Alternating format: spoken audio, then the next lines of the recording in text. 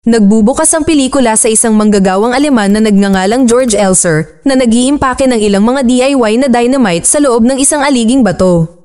Pagkatapos ay sinusuri niya ang mekanismo ng orasan ng bomba na ginawa niya at tinatakpan ng butas sa haligi. Tinitiyak ni George na maayos na nakatago ang lahat para walang maghinala sa mangyayari. Samantala, lumilitaw na nasugatan niya ang kanyang sarili habang pinagsasama-sama ang mga bagay. Mayroong ilang mga hiwa sa kanyang kamay at kakulangan sa ginhawa sa kanyang mga tuhod. Gabi na ng ika-7 ng Nobyembre taong 1939 at kasalukuyang nasa Burger Broppler si George, isang malaking beer hall sa Munich sa Germany. Malapit nang mag-host ang lugar na ito ng maraming matataas na opisyal mula sa Nazi Party. Tinapos ni George ang kanyang trabaho at nahulaan kung saan uupo ang kanyang target. Alam na ang mga pampasabog ay nasa likod mismo ng podium, lumabas siya ng gusali. Ang eksena ay biglang lumipat sa isang araw mamaya noong ika-8 ng Nobyembre, 1939 sa parehong lugar. Si Adolf Hitler, ang German Chancellor at ang target na assassination, ay tinatanggap sa podium ng kanyang mga kapantay. Siya ay naroroon upang ihatid ang kanyang taunang talumpati, paggunita sa nabigong pagtatangkang kudeta ng partidong Nazi na ibagsak ang Republika ng Weimar 16 na taon na ang nakararaan. Nakatayo siya sa podium, sa harap mismo ng poste kung saan nakalagay ang homemade time bomb. Sa ibang lugar, sa lungsod ng Constance, galit na tinitingnan ni George ang kanyang pocket watch bago pumunta sa hangganan ng German Swiss. Tatawid na siya sa bakod sa hangganan nang bigla siyang tinawag ng dalawang opisyal ng Aleman. Nilinaw ni George na hinahanap niya ang kanyang kakilala mula sa lokal na folklore society. Gayunpaman, hindi sigurado ang mga opisyal tungkol sa kanyang motibo dahil mayroon siyang wire cutter sa kanyang mga kamay. Di nagtagal, dinala nila si George sa kanilang istasyon at kinumpiska ang lahat ng daladala niya. Kabilang dito ang ilang nagpapatunay na ebidensya tulad ng wire cutter at isang blueprint para sa isang gusali. Si George ay patuloy na tumitingin sa isang wall clock habang tinitignan siya ng gwardya habang ang oras ay pumalo sa 9 p.m. Alam niyang sandali na lang bago mangyari ang pagsabog. Biglang, nakita ng isang opisyal ang badge ng kaliwang komunistang partidong Red Front sa lapel ng kanyang Amerikana. Sinabihan si George na ang pagsusuot ng naturang insignia ay labag sa batas at napipilitang humarap sa dingding. Di nagtagal, napansin ng opisyal ng Nazi na ang sospek ay may ilang mga pinsala at inilagay siya sa likod ng mga bar kaagad.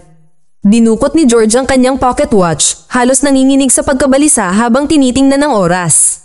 Sa eksaktong 9:20 p.m., isang malawak na pagsabog ang naganap sa Munich. Si George ay nananatiling nakaupo sa holding station, hindi alam kung ang kanyang misyon ay nagtagumpay o hindi. Sa ibang lugar, ang isang opisyal sa Reich Security Main Office ay sinabihan tungkol sa mga kaganapan na naganap sa Munich. Ang kalmadong kapaligiran ay mabilis na naging kaguluhan habang ang mga sundalo ay inilalagay sa ganap na alerto. Sa kabilang banda, ang nayo ni George ay nilapitan ng isang convoy na pinamumunuan ng Kripo Police Chief, Arthur Nebe. Inutusan niya ang lokal na pinuno ng partido ng Nazi, si Eberly, na ipatawag ang lahat ng mga kamag-anak ni George Elser sa liwasang bayan. Nagulat si Eberly sa utos na ito dahil alam niyang ang mga Elsers ay disente, masunurin sa batas na mamamayan. Gayunpaman, tila galit na galit si Nebe at nais na sundin ang kanyang utos sa anumang paraan. Di nagtagal, nahanap ng mga awtoridad ang pamilya ni George kasama ang kanyang ex-fiancée na si Elsa. Siya at ang kanyang dalawang anak ay inilagay sa ilalim ng pag-aresto at ikinarga sa likod ng isang truck. Ngunit si Eberly ay namagitan sa huling sandali at dinala ang mga bata pabalik sa kaligtasan. Makalipas ang ilang sandali, sinuri ni Nebe ang footage ng resulta ng pagsabog sa kanyang mga opisyal. Nabigla siya sa dami ng pinsalang naidulot nito. Sa susunod na eksena, si George ay nakaposas at dinala sa isang tanggapan ng pagsisiyasat sa Berlin. Mabilis niyang napansin ang ilang torture paraphernalia na nakalagay sa malapit na mesa. Dumating din si Nebe at ilang iba pang mga opisyal sa silid ngunit tumanggi si George na batiin sila ng saludo ng Nazi. Sa halip ay gumawa siya ng isang punto sa pamamagitan ng pagpili ng mas neutral na pagbati, magandang araw. Gayunpaman, ipinakilala ni Nebe ang kanyang sarili at ipinaalam kay George na siya ang namamahala sa kasong ito. Ipinakilala rin niya ang pinuno ng Gestapo na si Heinrich Müller na siyang mangangasiwa sa investigasyon kasama niya. Gusto ni Nebe na makita ang mga tuhod ni George at inutusan siyang hubarin ang kanyang pantalon. Ang huli ay nag-obliga at makikita natin na ang mga tuhod ni George ay puno ng pasa. Ito ay tila nagpapatunay sa mga hinala ng hepe ng pulisya, si George mismo ang naglagay ng bomba.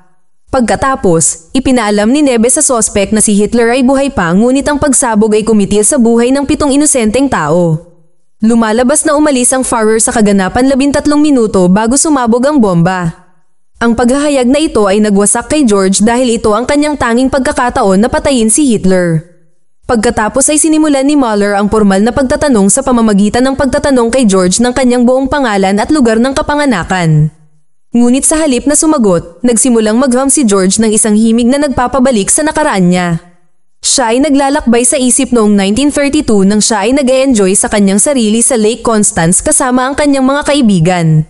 Si George ay isang bihasang manggagawa ng kahoy at isang accordion player na namumuno sa isang katamtaman ngunit kontentong buhay. Kasalukuyan siyang nagtatrabaho sa isang maliit na pabrika ng paggawa ng relo sa lungsod ng Constance. Isang hapon, nakatanggap si George ng isang liham na nagsasabi sa kanya na ang kanyang lasenggo na ama ay nagbenta ng 2 bukid. Isa na rito ang pinakamahalagang bahagi ng lupain na pag-aari ng kanyang pamilya. Kaya napilitan si George na umuwi para ayusin ang ilang mga personal na bagay. Pagkalipas ng ilang araw, dumating siya sa kanyang bayan ng Königsbrunn, isang nayon ng pagsasaka sa timog ng Germany. Sinalubong niya ang kanyang ina ng isang mainit na yakap habang ang kanyang ganap na lasing na ama ay natumba sa isang bench sa malapit. Nang hapong iyon, habang nagsisibak ng kahoy sa likod bahay, napansin ni George ang kanyang ama na kumukuha ng isang pitchel ng cider. Hindi na niya ito matiis at hinarap ang matanda tungkol sa bisyo nito sa pag-inom. Sa kasalukuyan, hindi gaanong nasisiyahan si Mueller kay George dahil hindi ito kumikibo. Sinampal niya ito at binigyan ng isa pang pagkakataon na sabihin ang kanyang pangalan at lugar ng kapanganakan. Ngunit hindi pa rin natitinag si George dito at tumangging magbitaw ng kahit isang salita. Kaya, pinahigi siya ni Mueller sa isang kama at sinimulan ng pagpapahirap. Napasigaw si George sa sakit habang brutal na hinahagupit siya ng isang opisyal ngunit ayaw pa rin niyang ibuka ang kanyang bibig. Makalipas ang ilang sandali, pansamantalang huminto ang pagpapahirap at itinapon si George sa isang selda. Nagdedebate sina Nebe at Mueller kung paano mapapaamin ang sospek at isulat ang kanyang pag-amin tungkol sa kanyang mga krimen. Pagkatapos ay humiling si Nebe ng isang listahan ng kanyang pamilya na dinala sa kustodiya.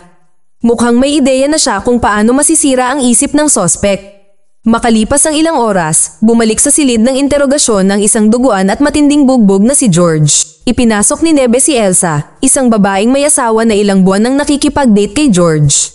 Napagtanto kaagad ng sospek kung ano ang gagawin sa kanya ng pulis kapag hindi pa rin ito nagsalita. Kaya, nagpasya siyang angkinin ang kanyang ginawa at ibigay ang kanyang mga personal na detalye. Itinuturo ni George na hindi siya kaanib sa anumang partidong pampolitika at kumilos ng mag-isa. Ayaw maniwala ni Nebe dahil nahuli siyang nakasuot ng Red Front badge. Ngunit tumugon si George na siya ay isang malayang tao at hindi kailangang maging kaanib sa anumang partido upang magawa ang tama. Pagkatapos ng unang round ng investigasyon, iniprint ni Nebe at Mueller ang pahayag ng sospek at iniharap ito sa isang parliamentarian. Ngunit kahit na ang huli ay tumangging maniwala na kumilos si George sa kanyang sarili.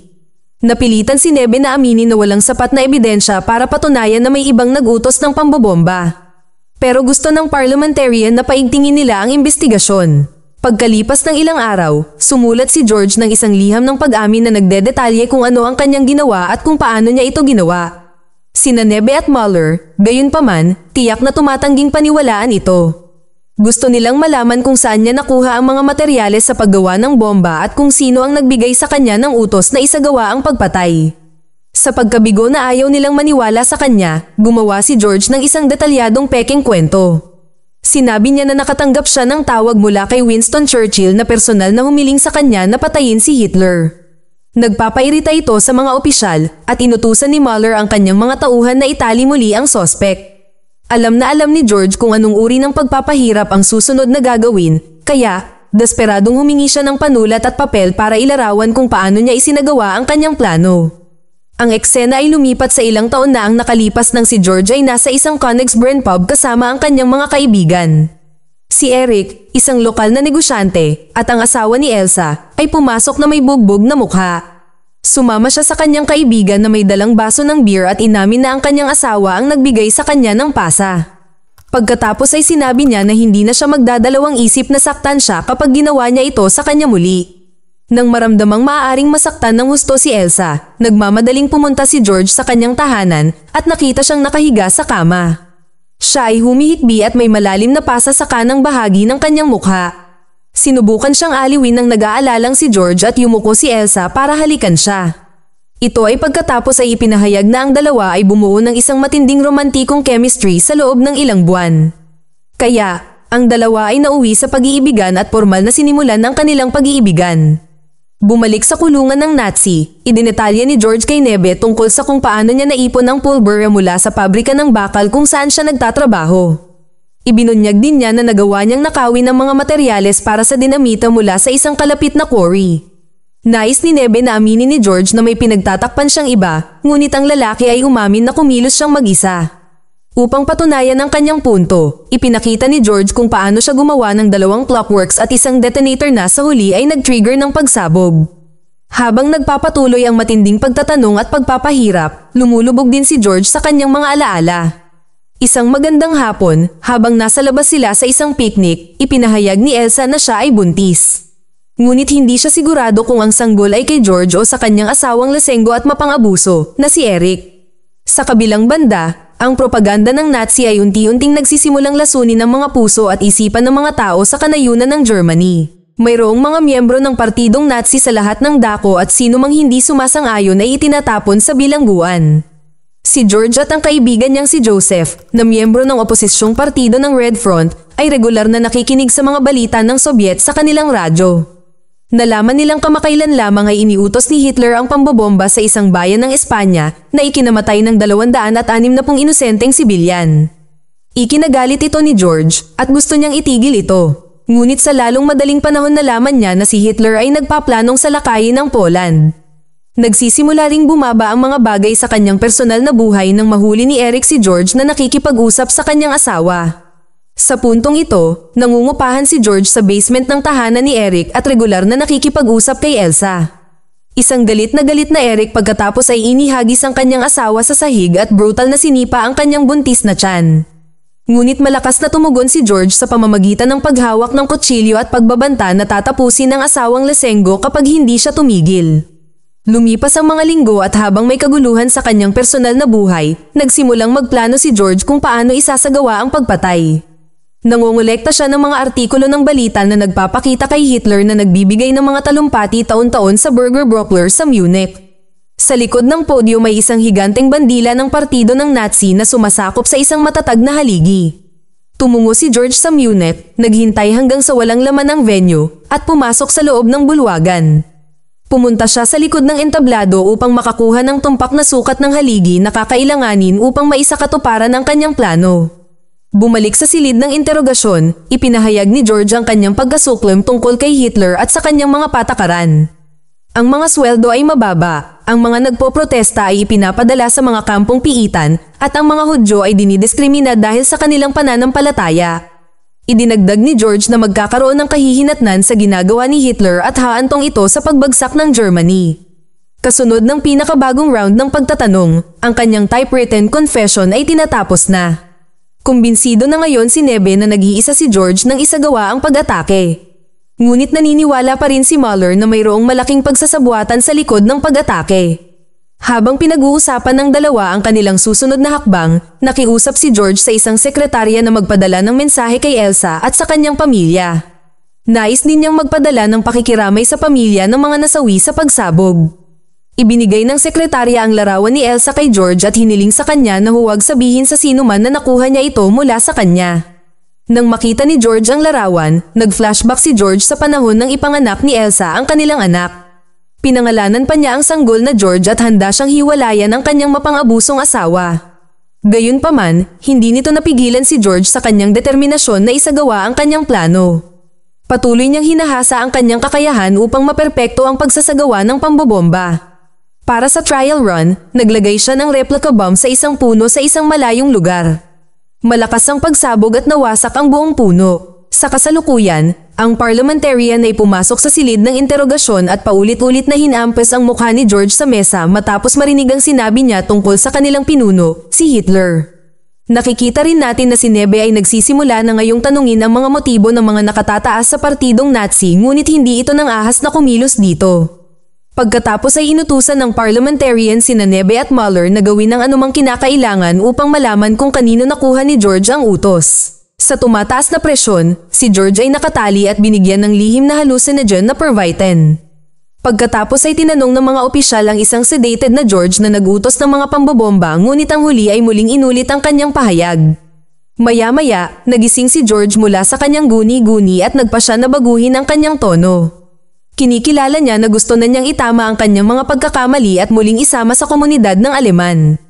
Sinabi ni George na hindi nagtagumpay ang pagpatay dahil hindi tama ang kanyang motibo. Pagkatapos ng pahayag na ito, dinala siya sa kampong piitan sa Dachau. Pagkalipas ng 5 taon, si Nebe ay hinatulan ng kamatayan para sa kanyang bahagi sa isang pagtatangkang pagpatay kay Hitler. Siya ay pinatay gamit ang pagbitay sa kampo ng konsentrasyon ng Dachau. Nalaman ni George ang tungkol sa kapalaran ni Nebe mula kay Franz, isang may kapansanan na bantay sa bilangguan. Nagulat si George ngunit nais din niyang malaman kung nasaan si Elsa dahil naniniwala siya na maaaring buhay pa ito sa isang lugar. Bagamat nakikiramay ito, alam ni Franz na wala siyang magagawa tungkol dito. Binibigyan lang niya si George ng ilang mga music sheet para patugtugin sa kanyang sitar, isang instrumentong pangmusika, bilang tanda ng pagpapahalaga. Sa pagtatapos ng pelikula, sinabi kay George ni Franz na 100,000 katao ang nasawi sa isang gabi matapos wasakin ng England ang isa sa kanilang mga lungsod. Ikinalulungkot ito ni George dahil alam niyang kung nagtagumpay ang kanyang diskarte, maiiwasan ito. Hindi nagtagal ay pinalabas siya sa kanyang selda ng mas maraming gwardya at si Mueller ang nagbigay ng utos para sa kanyang pagbitay.